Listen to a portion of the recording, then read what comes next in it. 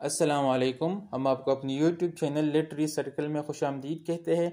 आज का हमारा जो टॉपिक है वो है द कैरेक्टर ऑफ समनर। अच्छा, समनर भी उन्हीं के पिलग्रिमेज में से थे जो कि टैबर्ड इन लंदन में इकट्ठे हो गए थे और वो कैंटरबरी जा रहे थे।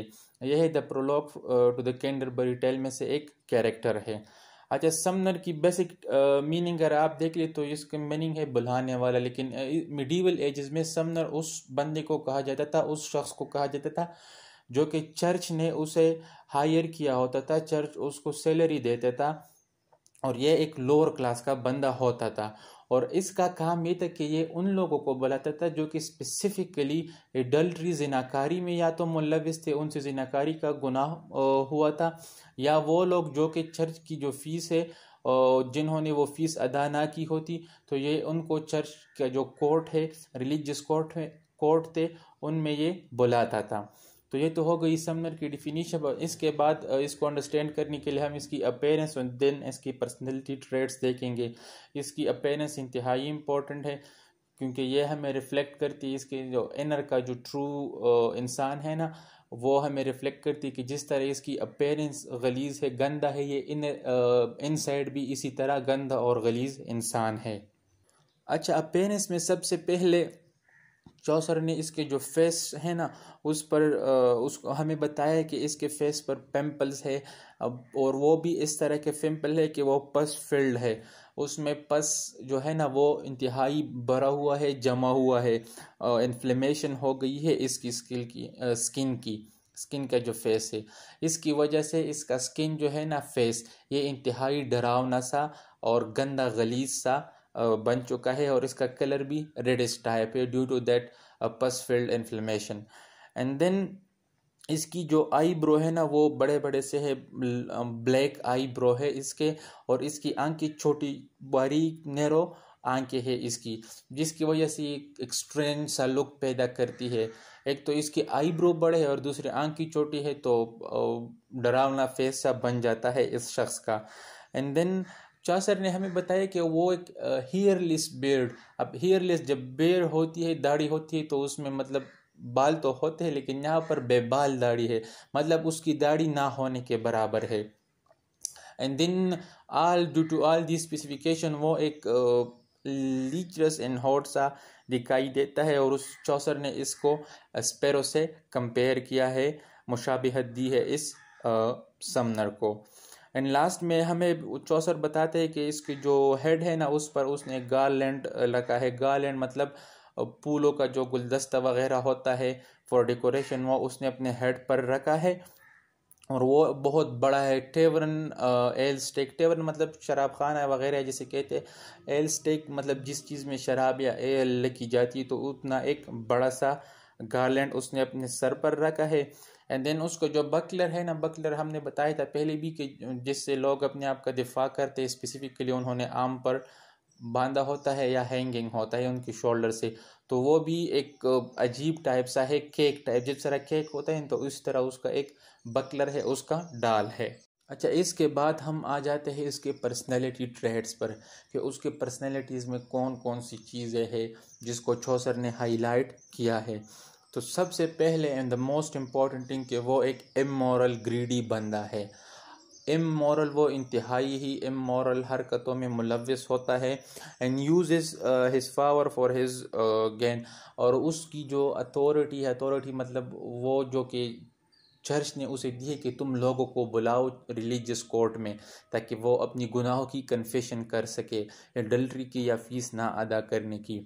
बट ये वो अपनी उसकी जो अथॉरिटी ना बुलाने की, ये वो खुद ही यूज़ करता है, और यूज़ वो इस तरह करता है कि वो लोगों को चर्च बुलाने के बजाय वो खुद ही उनसे कन्फेशन करवाता है और उनसे कहता है कि आप बस मुझे पैसे दे दे, आपके गुनाह वगैरह सब कुछ माफ़ हो चुके हैं, चर्च जाने की कोई ज़रूरत नहीं, गुनाह कन्फेस करने की कोई ज़रूरत नहीं, मैं भी एक रिलीजियस अथॉरिटी वाला बंदा हूँ, तो आप बस मुझे पैसे दे दे एंड देन आपके गुनाह वगैरह माफ़ हो जाएंगे।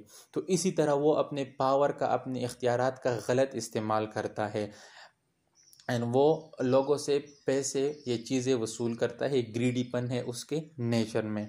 एंड देन हमें पता चलता है कि वो इमोरल एक्टिविटीज़ में इंतहाई ही मुलव्विस है।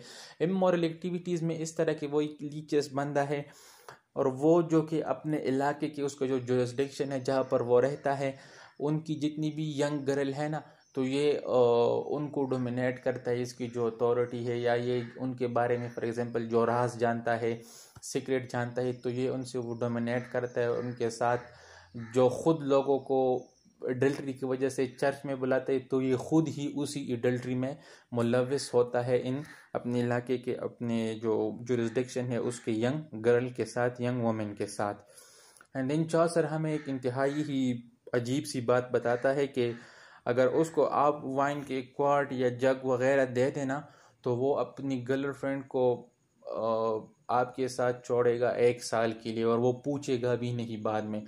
मतलब वो इंतहाई ग्रीडी बंदा है, शराब के लिए वो कुछ भी कर सकता है। इंतहाई अजीब सी बात है।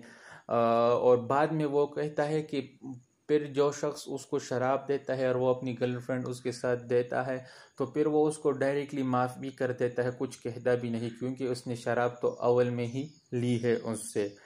तो ये इंतहाई ही इमोरल बंदा है। जिस तरह इसका फेस गलीज है, इस तरह इसकी अंदर जो इंसानियत है या इसके करेक्टर है वो भी इंतहाई ही गलीज सा है। और ये तकरीबन सारे जो कैरेक्टर है पिलग्रिमेज है उनमें ये बहुत ज़्यादा ही इमोरल टाइप इंसान है। एंड देन चौसर कहता है कि उसके जो फ्राइटिंग चिल्ड्रन, अब जिस तरह हमने पहली बात की उसके पेरेंट्स में कि उसका जो फेस है ना वो एक फ्राइटनिंग लुक देता था, जिसकी वजह से चिल्ड्रन जो होते थे उसके आसपास उसके इलाके में वो इनसे बहुत डरते थे। उसकी चिल्ड्रन उसकी अपीयरेंस, उसकी फेस एंड अपीयरेंस की वजह से। और दिन जब हम खाने की बात आ जाती कि वो खाता क्या है, तो चौसर कहता है कि वो गार्लिक खाता है, ऑनियन खाता है, एक और चीज़ भी।